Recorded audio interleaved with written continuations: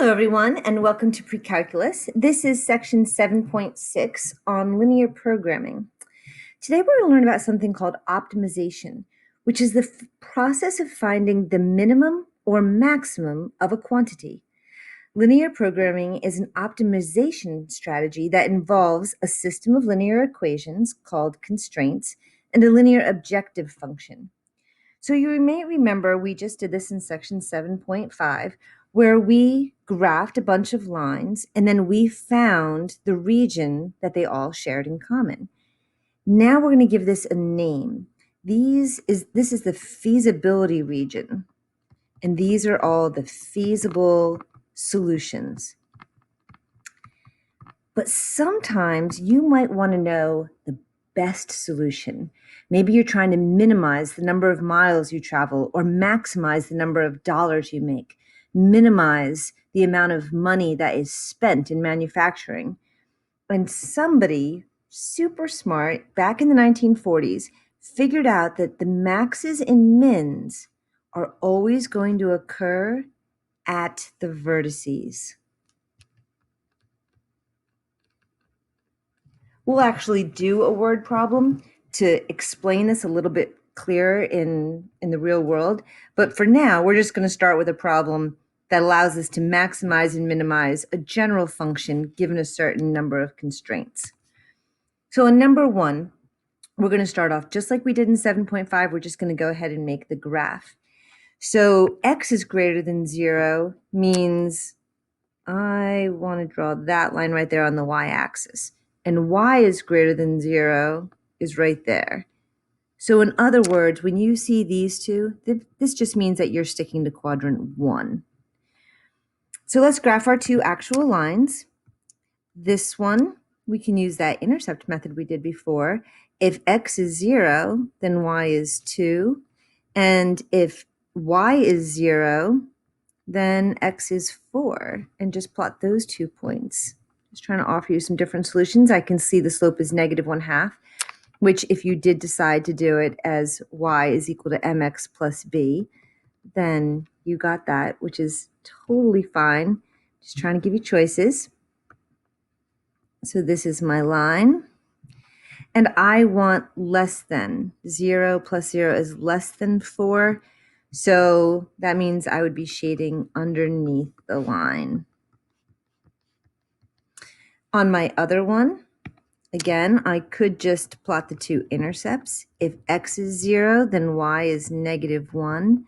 And if y is 0, then x is 1. 0, negative, oops, I wrote that backwards, sorry. And if y is 0, then x is 1. So 1, 0. And again, if you decided to make it y is equal to mx plus b, then y is equal to x minus 1. And you would get this line right here.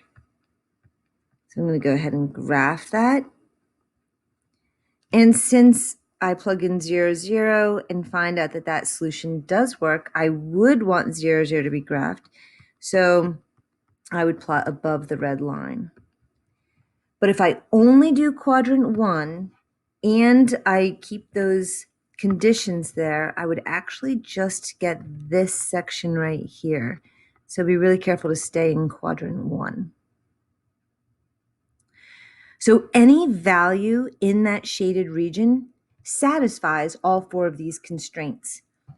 But if you suddenly wanted to maximize something or minimize something, then the best answer would happen at one of these vertices. So after you make your graph, you're going to make a list of the vertices. And then you're going to plug in your equation, or plug them into your equation, I should say. And I just realized that's a 3x plus 2y. So one of my vertices is 0, 0.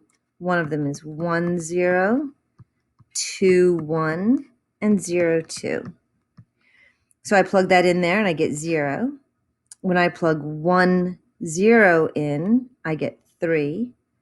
When I plug 2, 1 in, I get 6 plus 2 is 8.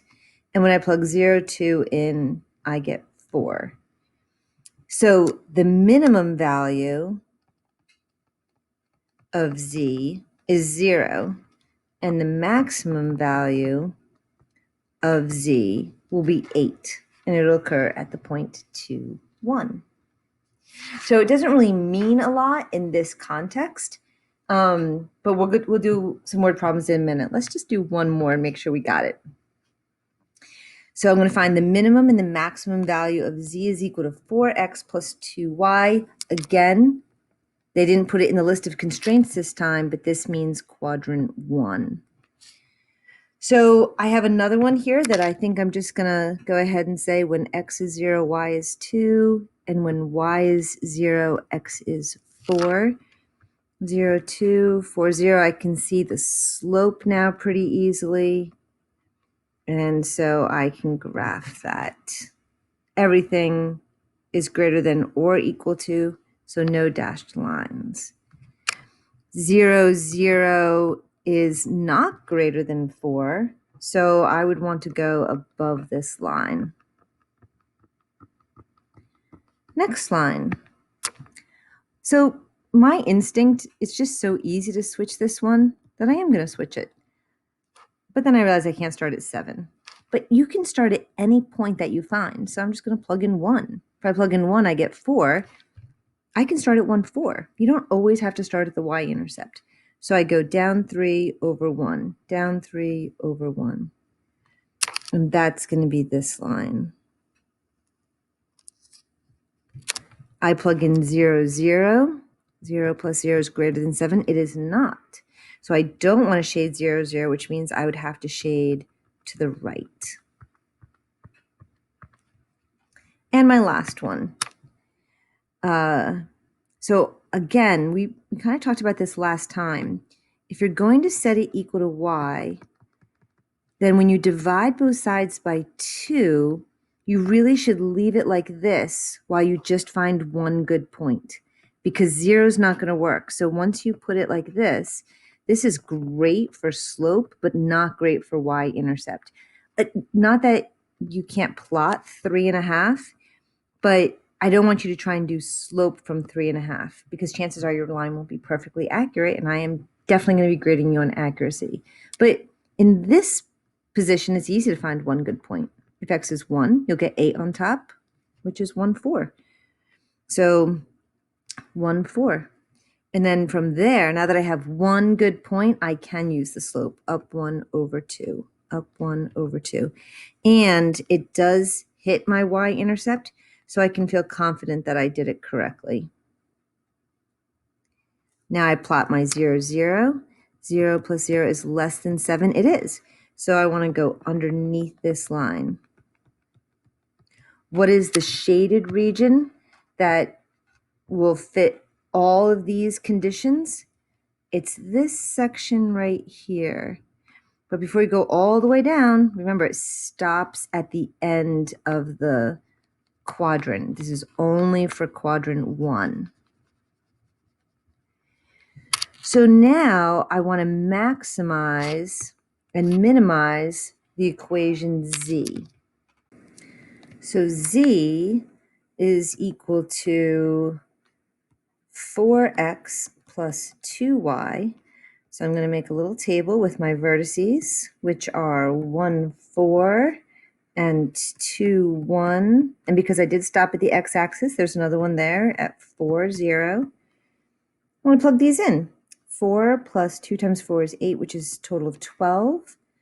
If I plug in a 2, 1, I get 8 plus 2 is 10. And if I plug in 4, 0, I get 16 plus 0, which is 16. So the minimum value of z is 10. And that occurs, they didn't ask for this, but that occurs at 2, 1. Now this is the key. There is no maximum value for z. So it's easy to accidentally write 16, but this continues endlessly. So I could pick a huge number. I could pick 10 comma 5. And I guarantee you that Z is going to come out bigger than 16. So in this case, the vertices will only help you find the minimum because it's an open-ended region. All right, you ready to try this as a word problem? Let's do it. So a candy manufacturer wants to maximize the profits for two types of boxed chocolates. A box of chocolate-covered creams yields a profit of $1.50 per box, and a box of chocolate-covered nuts yields a profit of $2 per box. So you might be thinking, well, if you get more profit off the nut ones, just make all nuts. Why don't we do that? Because some people can't eat nuts. So maybe they're going to make a bigger profit off of the nuts, but if a whole bunch of people don't buy them and tons of people will buy the creams, you make them even though you're making less profit. So they're going to try and find a nice balance. Here's what they've determined from their market tests. A combined production level should not exceed 1,200 boxes per month. So let's actually go to identify our constraints. Let X be equal to the number of chocolate cream, and let Y be equal to the number of chocolate-covered nuts. So the X plus the Y, they're not going to make more than 1,200. Then the demand for the box of chocolate-covered nuts is no more than half of the demand for the chocolate-covered creams. So the demand for the nuts is no more than, which is another way of saying is less than, no more than half of the demand for the chocolate-covered creams. Now, if you're not absolutely sure that you did that in the right direction, you could just pick a number. So what you're saying is if X is 20, then Y is only going to be 10. Does that make sense? You'd sell 10 nuts and 20 creams? Yes, the box of chocolate-covered nuts is no more than half. So we did it correctly. I'm making a big deal out of it because a lot of people don't know which side the 1/2 goes on, but it goes with the X. And then finally, the production level for the chocolate-covered creams should be less than or equal to 600 boxes,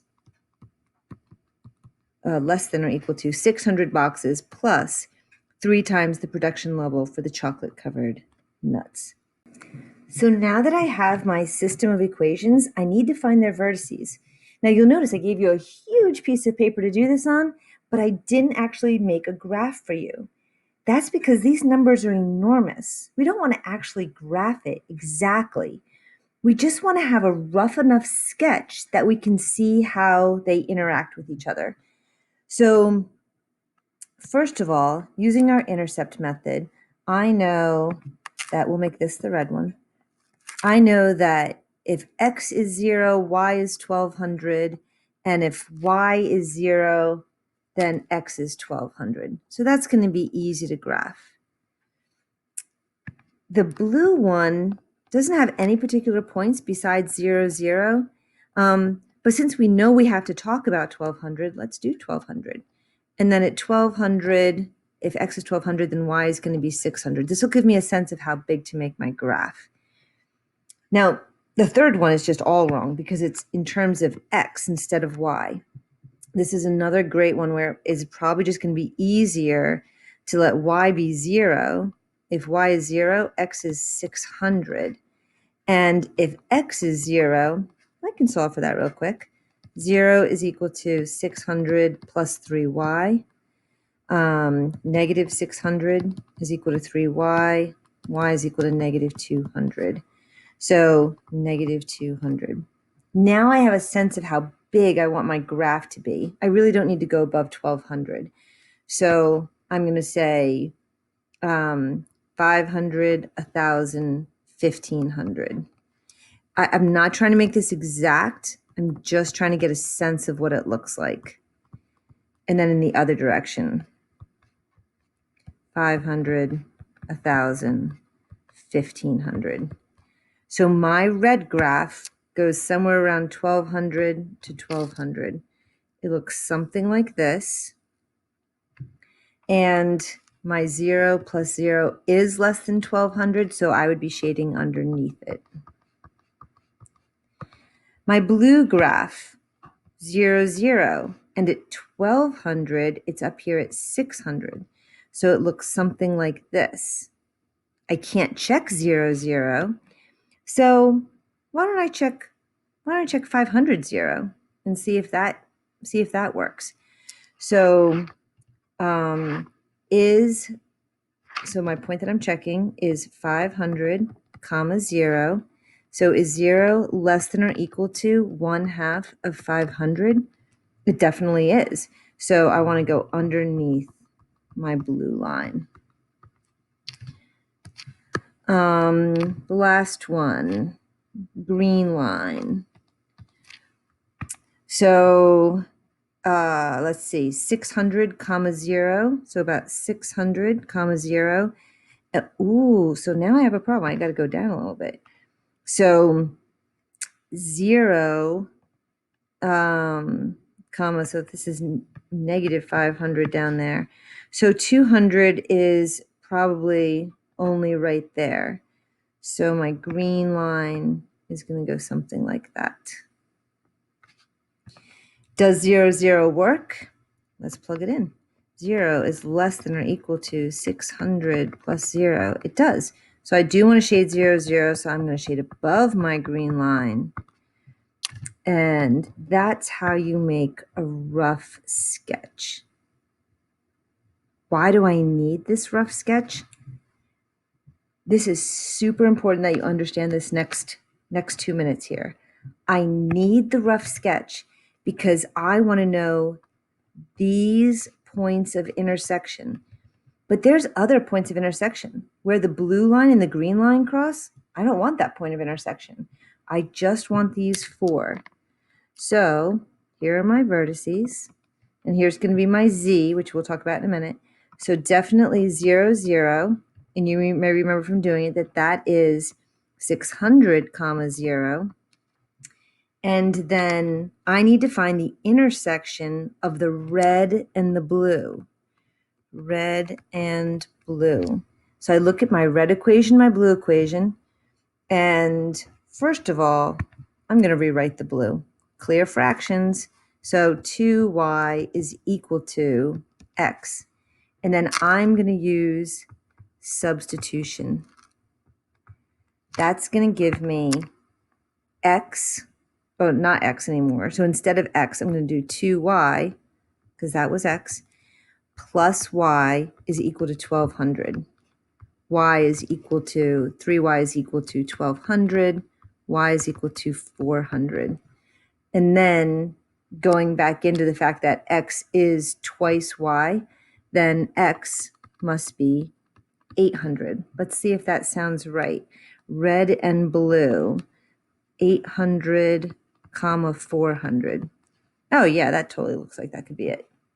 All right, so there's my first substitution, my first point of intersection. Now I need to find red and green. And I realize I'm having to kind of write small to make it all fit on the picture, but I gave you a huge piece of paper, so you don't have to cram it all in like this. So red and green, I definitely am going to use substitution because they gave me x.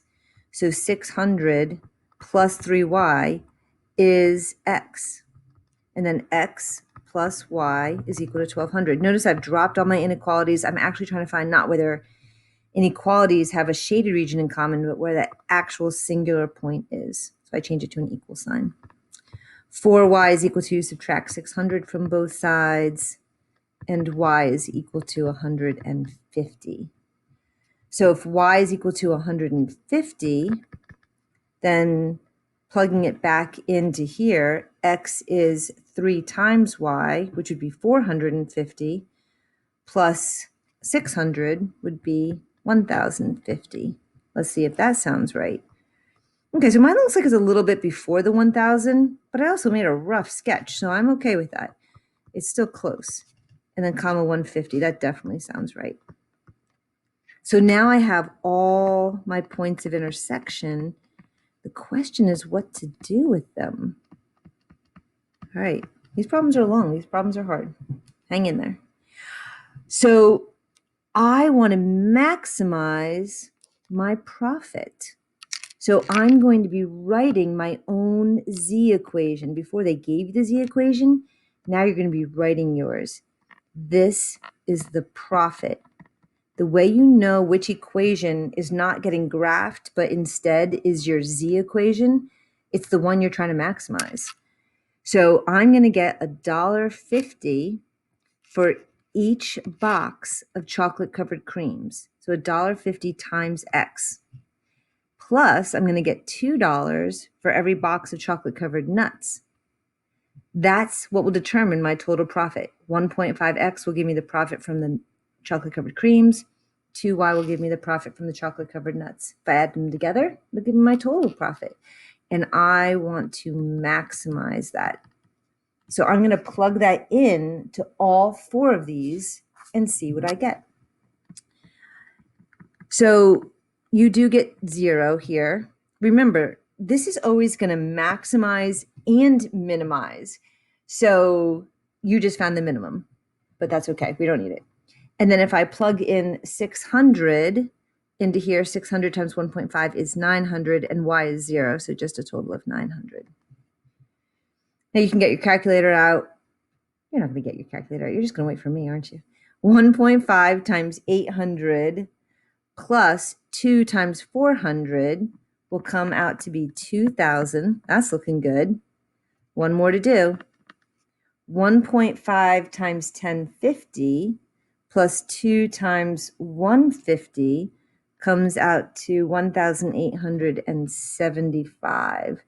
So if you want to maximize your profits, then you should make 800 boxes of chocolate covered creams and you should make 400 boxes of chocolate covered nuts. That's how you maximize your profit. All right, we have one more. The liquid portion of a diet is to provide at least 300 calories, 36 units of vitamin A, and 90 units of vitamin C. A cup of dietary drink X costs 12 cents and provides 60 calories, 12 units of vitamin A, and 10 units of vitamin C. But a cup of dietary drink Y costs 15 cents and provides 60 calories, 60 units of vitamin A, and 30 units of vitamin C. How many cups of each drink should be consumed each day to obtain optimal cost and still meet the daily requirements? So we can start off with just our variables. X is equal to the number of cups of drink, and they tried to make it easy for you, drink X. And Y is equal to the number of cups of drink Y. We're trying to obtain the optimal cost. So our cost is going to be 12 cents for X. 12 cents for every single cup of X that you buy, and 15 cents for every cup of Y that you buy. So now it's not equal to anything. We want this to be as low as possible. We don't want to spend that much money. Now our constraints will actually have an equal. So I'm going to write 3 constraints. I definitely want to have enough calories. I need the calories, it says, to have at least 300. I need the vitamin A to be at least 36 units. So vitamin A has to be greater than 36. And I need at least 90 units of vitamin C. So my vitamin C consumption has to be greater than 90. So let's translate those into actual equations. So it says that X will give you 60 calories. So every cup that you drink of X is going to give you 60 calories. And Y also will give you 60 calories. So however much you drink of each one, 60 times X and 60 times Y has to come out to be greater than or equal to, because it says at least 300. Now, how do you get your vitamin A? So to get your vitamin A, drink X is going to provide 12 units of vitamin A. So you're going to get 12 units every time you drink a cup of the X. And the Y is going to give you 6 units of vitamin A. Will that help if I underline it? Plus 6Y. So whatever combination you choose there, I mean, you could choose no Y and just drink 3 cups of X, and you would get your 36 units. But maybe that's not going to be cost effective. So we got to figure that out. And then last, from the X, you're going to get 10 units of vitamin C. And the Y, the Y is going to give you 30 units. For every cup you drink, you're going to get 30 units of vitamin C. And you need that to be a total of 90. Okay, so that's how I rewrote those.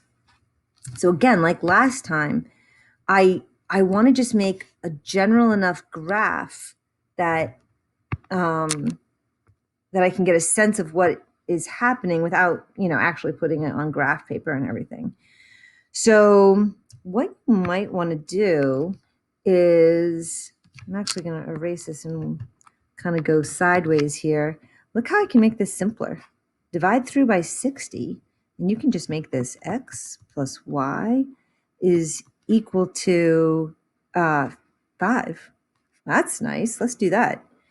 And then the green one, so we're used to taking systems and multiplying by something to make something cancel out. Consider dividing. 2x plus y is equal to, I'm dividing by 6. This is fantastic. And I'm just going to divide everything through by 10. I get x plus 3y is equal to 9. So now I know I could have just put this on a 10 by 10 grid. 2, 3, 4, 5, 6, 7, 8, 9, 10. 1, 2, 3, 4, 5, 6, 7, 8, 9, 10. Notice I'm only using the first quadrant because I'm not going to have negative drinks or negative calories or anything like that. So the blue one, 2 easy points. When x is 0, y is 5. And when y is 0, x is 5. I hope I've sold some of you over the last few days on the intercept method as a quick way to graph without always doing y is equal to. Similarly, for the red one, when x is 0, y is 3, and when y is 0, x is 9. That's still not terrible. It's still on my graph. It wasn't too big. And 0, 3. There's my red graph. And my green one, when x is 0, y is 6, and when y is 0, x is 3. So I have 3, 0, and 0, 6. I do need to figure out the shading, because right now, see how many different sections there are? You need to know which section you actually want.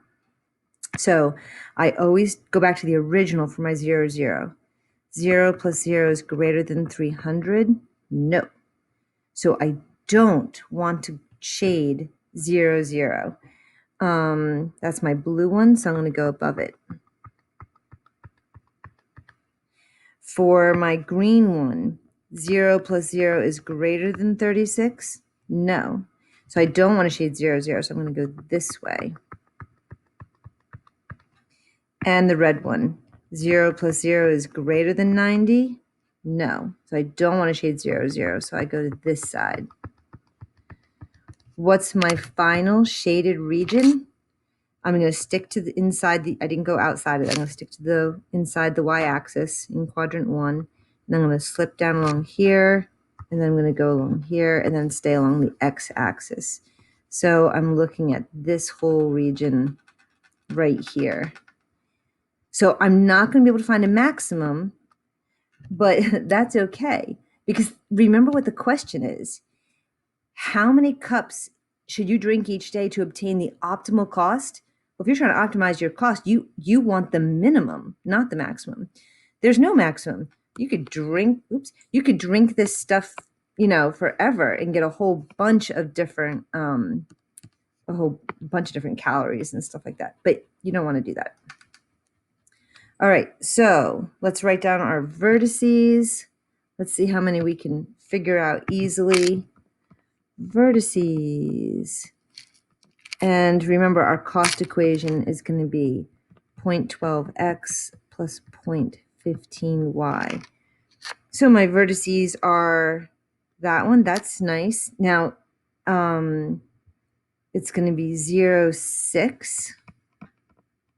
I am going to have to find this one, which is the blue and the green line. Ugh, I'm going to have to find that one. And then I also already know this one, 9, 0. All right, so let's go and find the blue and the green intersection. So I'm going to use these equations over here. They're much simpler.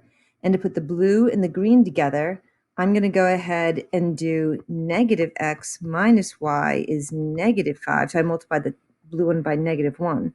And then 2x plus y is equal to 6. That gives me x is equal to 1, which means that y is equal to 4. Does it look like 1, 4? Definitely. And now I need,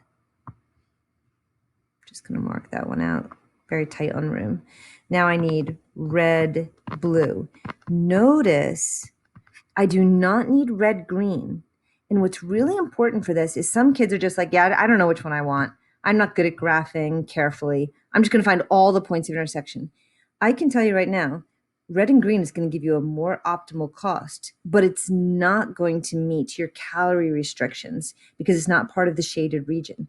So you don't want that one, even if it gives you the best answer. You have to pick the vertices of the actual region.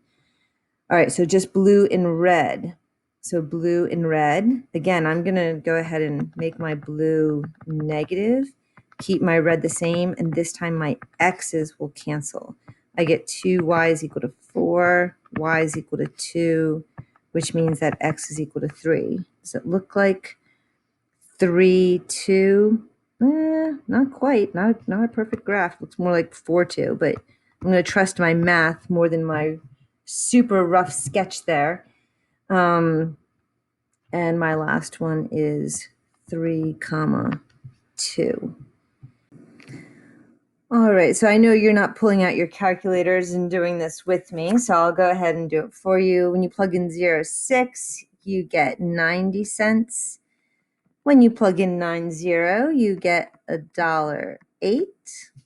When you plug in 14, you get 72 cents. And when you plug in 32, you get 66 cents. So that is going to be your minimum. So if you want to go on this liquid diet and make sure that you get at least 300 calories, 36 units of vitamin A, 90 units of vitamin C, and you're going to pay 12 cents for every cup of X and 15 cents for every cup of Y, your best bet is to get 3 cups of X and to drink 2 cups of Y, and that's going to cost you 66 cents. It's the way you can get everything you want and pay the least amount of money. So as you can see, this is, wow, you look back at your stuff from September and you should be pretty proud of yourselves. This has gotten really complicated. So keep up the good work and have a great day.